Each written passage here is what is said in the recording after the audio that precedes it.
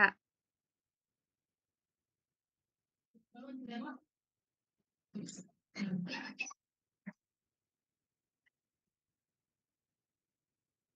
Halo semuanya, Assalamualaikum warahmatullahi wabarakatuh. Selamat datang dalam video presentasi kami.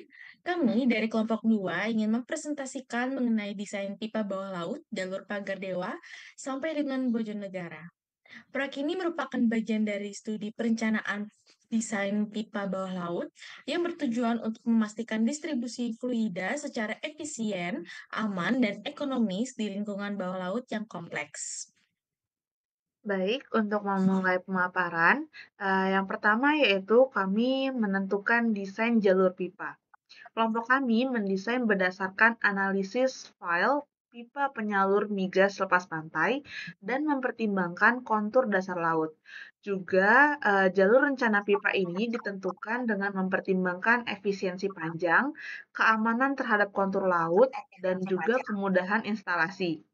Yang tertera pada gambar, kami mendesain jalur mulai dari Pagar Dewa hingga Bojonegara. Kemudian ada pun beberapa faktor penentu yang kami tentukan mulai dari, total panjang pipa. Kami mendesain total panjang pipa kami sebesar, 95,29781 kilometer, dengan berat total pipa sebesar 217,038 kilogram per meter, serta biaya konstruksi yang kami rancang, kurang lebih hingga 2 triliun rupiah. Oke, setelah kami mendesain jalurnya, didapatkanlah grafik seperti gambar berikut ini, yaitu grafik antara kedalaman dan juga panjang pipanya. Jalur pipa kami bagi menjadi 5 zona berdasarkan kontur. Nah, lalu didapatkanlah kedalaman maksimum dan minimum seperti pada tabel berikut ini. Dan juga panjang dari masing-masing zona, yaitu sebesar 19,672 kilometer untuk zona satu, untuk zona 2, 20,653 kilometer, untuk zona 3, 19,595 kilometer, untuk zona 4, 18,141 kilometer, dan untuk zona 5, 15,134 meter. Dengan ketebalan pipanya untuk masing-masing zona itu sama sebesar 27,94.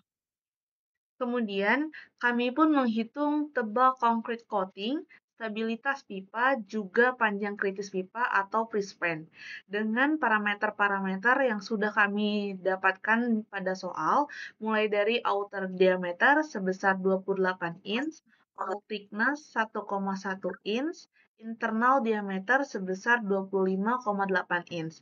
Kemudian data tersebut kami olah menggunakan software MATCAD dan didapatkan nilai corrosion coating thickness untuk masing-masing zona sebesar 0,1, kemudian safety factor untuk zona 1 hingga zona 5 memiliki beberapa perbedaan, mulai dari zona 1 2,54, zona 2 2,53, zona 3 2,51, zona 4 2,50, dan zona 5 2,45.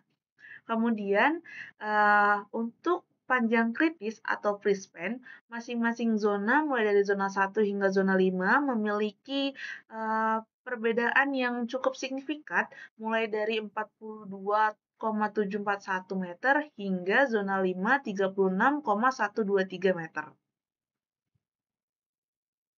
Oke, selanjutnya itu merupakan tabel perhitungan anodik dan katodik. Dapat dilihat pada layar, kami mendapatkan anode thickness-nya itu sebesar 0,04 untuk masing-masing zona.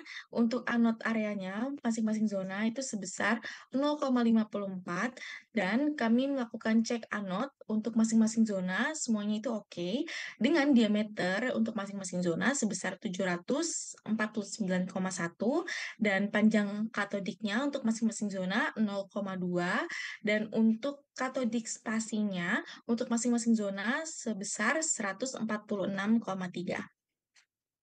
Baik, Berdasarkan data-data dan parameter yang sudah kami dapatkan sebelumnya, kami selanjutnya mengolah data tersebut menggunakan software Abacus untuk mendapatkan pemodelan.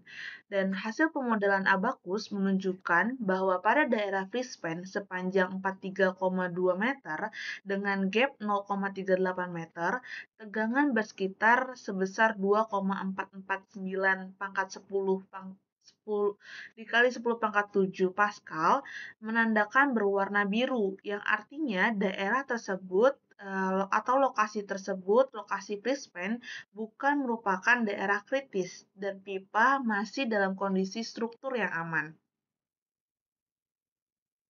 Oke, sebagai penutup, desain pipa bawah laut ini tidak hanya mengedepankan kekuatan struktur, tetapi juga mengedepankan efisiensi biaya dan keamanan lingkungan laut.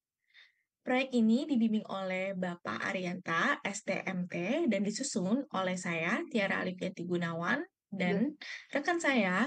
dan saya Caswati. Terima kasih sudah menyimak video ini. Semoga bermanfaat dan sampai jumpa di proyek-proyek teknik berikutnya. Bye. Bye-bye.